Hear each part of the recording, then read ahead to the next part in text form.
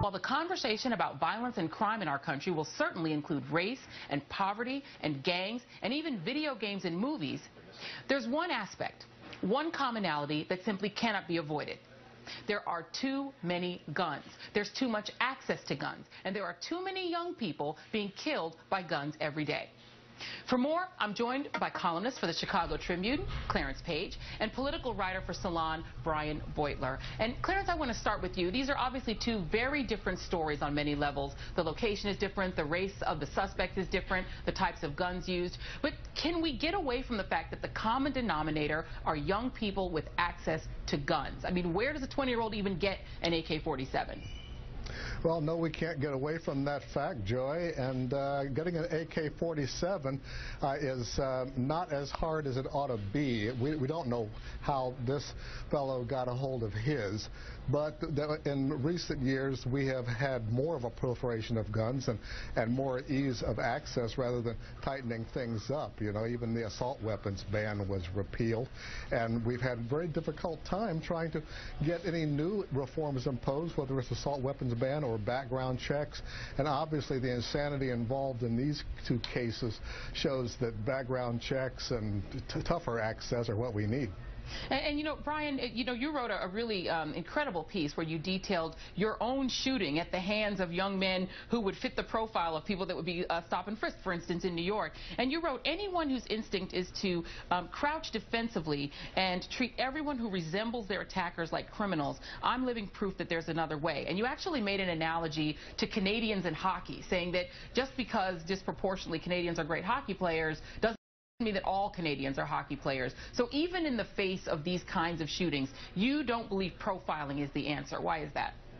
Well, just for the reason that you said is that, you know, for me, you know, my attackers were young black men, but the kind of attack I experienced was a pretty rare thing. I was very unlucky, and so it would sort of defy logic and statistics for me to assume that people who resemble my attackers are likely to be criminals themselves. I wouldn't do it, and that's sort of why I appreciated the way you framed this at the beginning, that it would be nice to at least not regard these shootings primarily, at least by the race of the gunman, because then you get into the situation where some people are trying to tally up you know, the number of shootings perpetrated by black youth versus white youth, and that just doesn't feel like a very healthy way for society to be pitting individuals against each other. And you know what, Brian, you've teed up exactly because that is exactly what's happening on the right now. You're starting to see commentary around the shooting of this baseball player from Australia, a horrible and horrific event,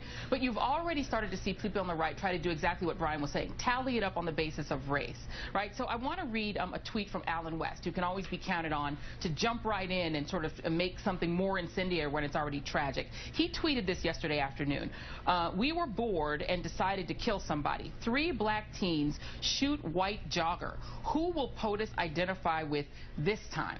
And if that's not bad enough, you then have Fox News inaccurately talking about the race of these shooters in a way to sort of try to bait Barack Obama on race. Let me play you some sound, Clarence, and get your comment. Yeah, we've heard from Trayvon Martin here and in the Rose Garden. Why hasn't he spoken out on this, in this case? You said there was a judicial proceeding. There was one in the Trayvon Martin case. He spoke out extensively on that one. Now, Clarence, there's the right directly trying to bait the president on race. This situation with this baseball player is already tragic. Why do they seem so determined to also make it racial? Well, they've been champing at the bit, waiting for a case that would help them to prove the point that white people are not, that their lives aren't as valued as much as black people's lives are, the exact opposite of what experience tells us. This case does not apply. People forget that in the Trayvon Martin case, the parents were upset that the suspect, Zimmerman, was released without much suspicion at all and that was when the state reopened the case and decided there was enough evidence to prosecute. What we're looking for here is equal justice. If the white Australian who was killed was not getting equal justice in this case, I'd be protesting as much as anybody ought to be.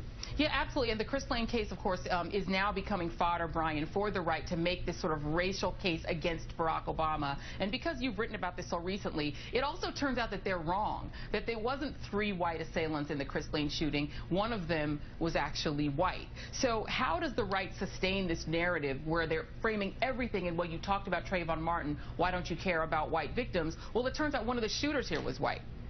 Well, I think that what we've seen is not just the Trayvon Martin shooting, but you know, what happened in Aurora and what happened at Sandy Hook, where you have white perpetrators, and so you know, conservatives have been you know, on Fox News and on Drudge looking for incidents of black youths behaving badly. You've heard them talk a lot about how upset they are that black leaders aren't paying attention to what's happening in Chicago, as if that were the truth, as if black leaders actually weren't doing that. And I don't think that ultimately gets you anywhere, except to maybe confuse the issue and to, you know, to prevent people who are sort of partisans to your point of view from maybe seeing things a different way. But you know, what I keep coming back to in all this is that whether you're talking about white shooters or black shooters, shootings in general are pretty rare. And if you want to reduce the numbers of them even further, there are better ways to go about it than trying to stereotype, you know, what you think shooters look like and you know, stopping them in public and interrogating them